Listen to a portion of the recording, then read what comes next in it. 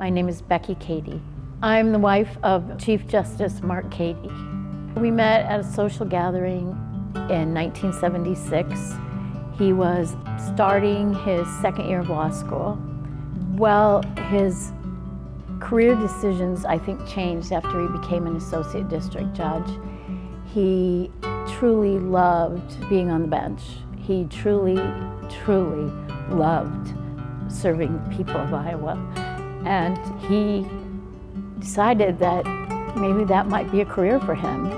I'm Michael Streit. I was a justice on the Iowa Supreme Court from 2001 through 2010. With Mark and I, we both came up through the ranks of trial court judges. In lawyers looking at the Iowa Supreme Court, it's significant to many lawyers that some of the justices, at least some of them, have trial experience. He applied to be on the Supreme Court, and his first try, he did not get it. Chief Justice Marcia Turnus got that position, and he applied maybe a year later and was appointed by Governor Branstad to be on the Iowa Supreme Court. He was extremely honored, as was our whole family. We stayed in Fort Dodge the whole time. We raised our kids in Fort Dodge, and he, for years and years, commuted.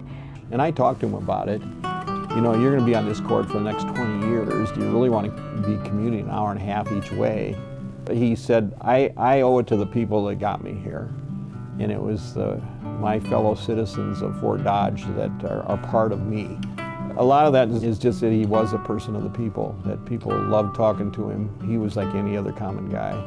If you pointed out to people, well, he's the Chief Justice of Iowa, most people, oh, I knew he was a judge, but I didn't know he was that. And he would come home at night, coach or watch a game, and go back at night sometimes. He was a great father, and he loved his job. The Barnum decision came out in April, and I knew that the court had the arguments. I did not know he was writing it. He was the best guy for this job of all 7 justices. His ability to communicate complex legal matters for people on the street, the non-lawyers, was astounding. But if you actually read the opinion that Mark Cady wrote, it just sings. It's a beautifully written opinion. It's so well balanced and so tempered, acknowledges the arguments that are against the decision and addresses them articulately, and he did a beautiful job. He didn't know if he got a good deal or a bad deal, because literally when they had to meet together to decide who was writing the decision, they drew straws, and he drew the short straw. So he was very proud, very proud of his decision, but it definitely affected our life. It started a whole new life for us, for many reasons. We were very proud, and I still am, of that decision. It became very political. We had threats, as did the other 6 members of the court. We lost our church. We lost a lot of friends over that decision, but we always remained proud of the decision. But it did definitely affect our life, and Mark's. He did a lot of amazing things. However, whenever he's introduced, the first thing that is said is he wrote the Barnum decision. Not that I'm ashamed of that, but he did a lot of other things too that we're proud of. Well, I'm probably not the person to tell you all of his professional accomplishments because I was his wife, but he just truly was passionate about equality for all. He started implicit bias training many years ago with all of the employees in the Iowa Judicial Department. He worked hard to make the courts of Iowa be well respected. In fact, his #1 goal was to have the Iowa court system be #1 in the nation.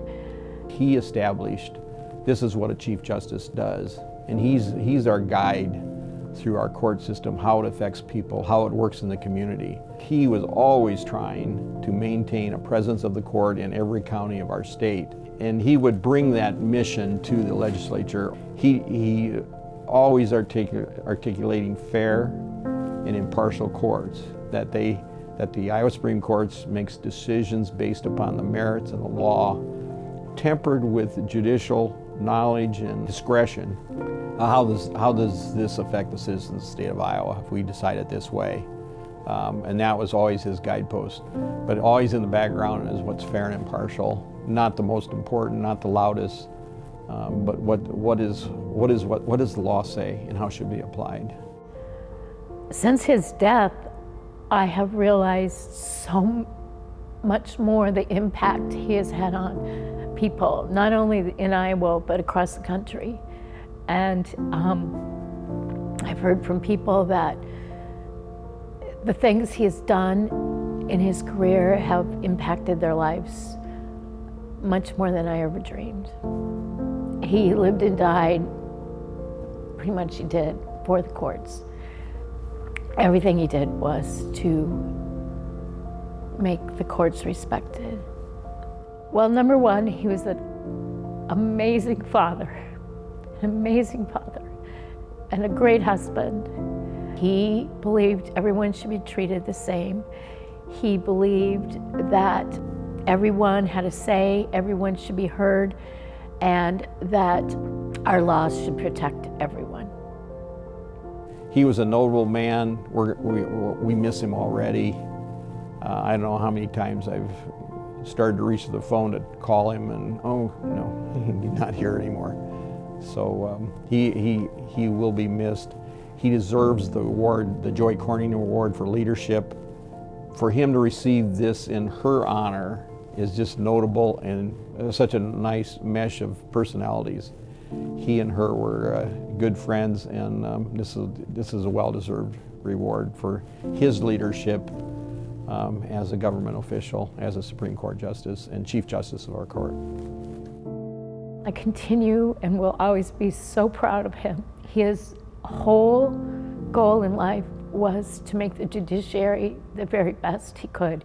He truly, truly believed in justice for all, and he truly tried to work very hard for the people of Iowa, always.